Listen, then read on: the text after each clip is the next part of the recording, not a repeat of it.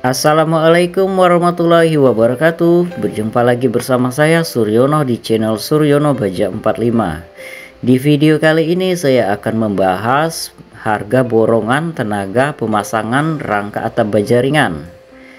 Biaya untuk jasa pemasangan atap baja ringan tenaga kerja saja tanpa material umumnya berada di kisaran 40.000 hingga 50.000 per meter persegi. Namun angka ini bisa berubah tergantung beberapa hal seperti lokasi pekerjaan, jenis dan kualitas material yang akan digunakan, serta penyediaan jasa yang terpilih. Harga tersebut hanya mencakupi ongkos tukang, belum termasuk biaya pembelian baja ringan dan bahan lainnya.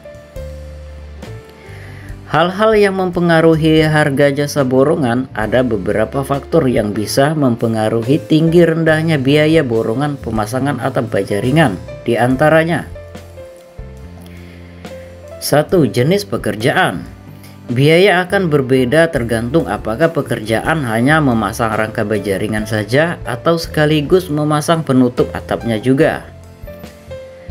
2. Ketebalan dan merek baja ringan. Material baja ringan memiliki beberapa ketebalan dan merek. Semakin tebal dan semakin terkenal mereknya biasanya akan membuat biaya jasa pemasangan menjadi lebih tinggi karena perlu perlakuan khusus dan lebih banyak tenaga.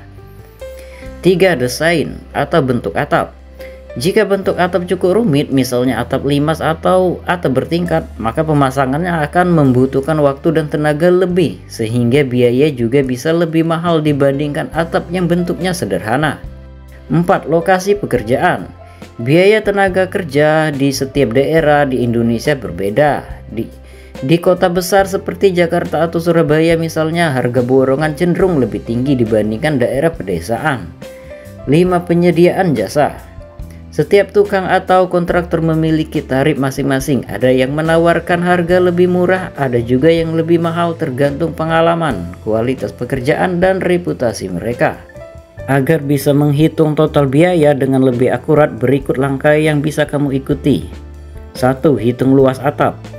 Ukur panjang dan lebar atap yang akan dipasang, lalu kalikan untuk mendapatkan total luas dalam meter persegi. 2. Tentukan material. Pilih jenis baja ringan yang akan digunakan, termasuk ketebalan dan merek yang diinginkan. Tentu juga jenis atap penutup jika diperlukan.